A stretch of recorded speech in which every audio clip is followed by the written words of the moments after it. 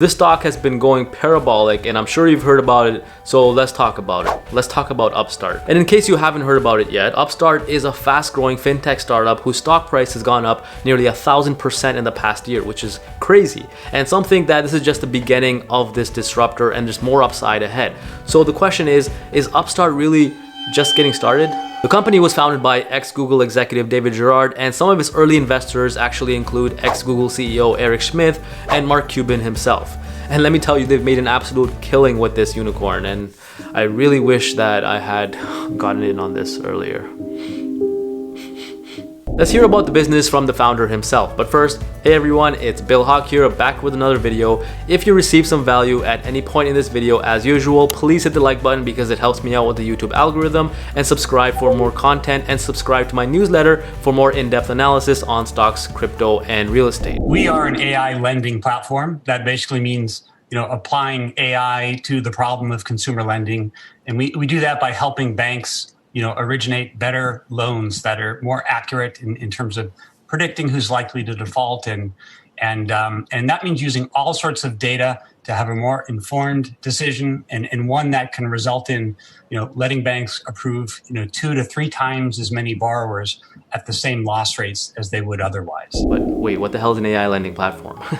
It's basically a merger of 2 more traditional business models. So the first one being the affiliate model, where they're brokering leads. So they're acquiring leads of borrowers, in this case mostly Gen Z, and selling them to the traditional banks or lenders, which can also be institutions. And the second business model is where they're actually doing the data analytics to determine the creditworthiness of those borrowers. So think like that traditional FICO model. But wait, what the hell is the FICO model? The FICO credit scoring model looks at these 5 factors. So things like the payment history, whether you've paid past credits on time, amounts owed, what is the total amount of debt you have, the length of credit history, so how long have you had credit, how much of it is new credit, and your credit mix, so how many different products do you have. FICO scores can be broken into 5 ranges where they typically are. So anything from the mid 700s to 800 is considered a very good credit score. If you're anything like me, you're gonna think this FICO scoring system is complete bullshit, because for me, for example, I have 2 lines of credits which are very large and I don't max them out. But the fact that I have them available to me impacts my credit score,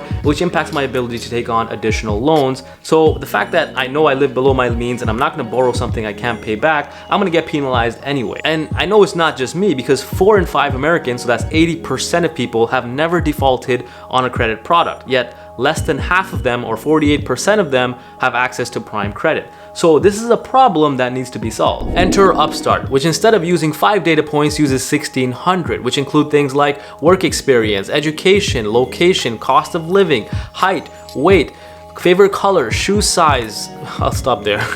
Some of those I made up, but you get the point. It's basically FICO on steroids. Their product, based on internal research, which should be taken with a grain of salt but also makes sense based on logic, is more accurate and efficient than traditional credit scores. Comparing their AI model versus traditional bank models, they have 75% fewer defaults at the same approval rate, so approval of loans, and 173% more approvals at the same loss rate. So clearly they're just more efficient. They're also able to approve, right now, more than 70% of their loans fully automated. This means without any human intervention. Okay, so we know they're better, we know how they make their money, but how much money are they actually making? Let's talk some numbers. Normally you just assume that this company is unprofitable and burning cash, but that's refreshingly untrue for Upstart.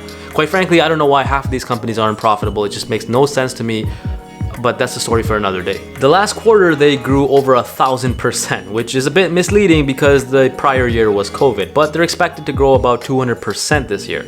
And they're currently operating at 50% contribution margins and near 20% net income margin, which just goes to show how good this business model is. I really, really like it. Upstart's revenues are primarily made up of 3 components: platform fees, referral fees, and servicing fees. I break these down further in my newsletter, so if you want that detail, then check it out, but if you don't, I don't blame you.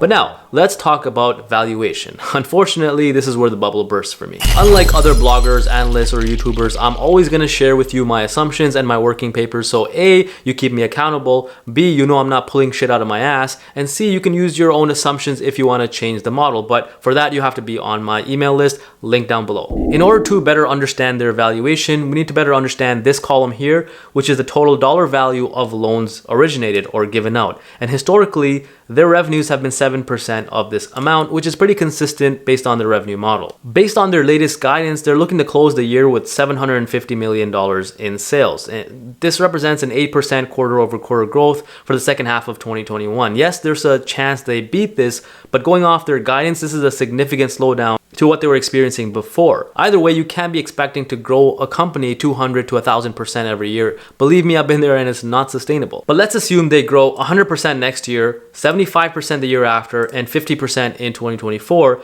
That means they'd need to generate $56 billion in loans, where right now they're generating $10 billion. According to Upstart, the TAM for auto loans is $635 billion and personal loans is $84 billion.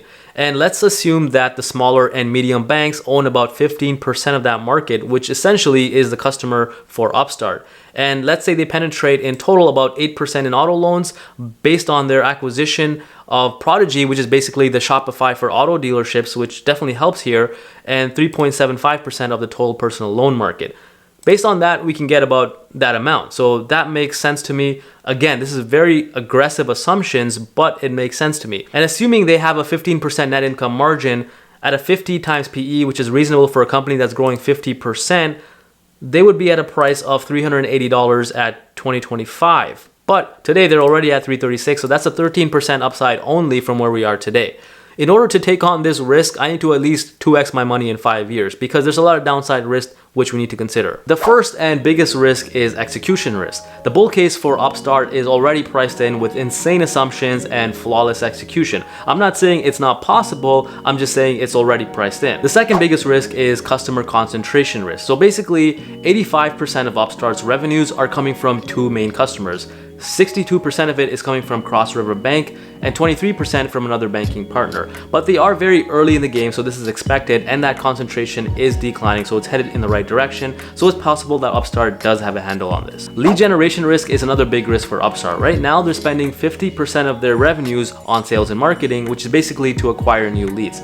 Now, this is normal in the traditional affiliate model, but it does include some risk depending on how diversified your traffic sources are. So they're from Google, they know this very well. But in the case of Upstart, 50% of their traffic is coming from one site, Credit Karma, and this was recently acquired by Intuit, so there is some risk there. Competition is another legitimate threat. We can't just assume that nobody's gonna step in to make an easy 7% on originated loans, quote unquote easy.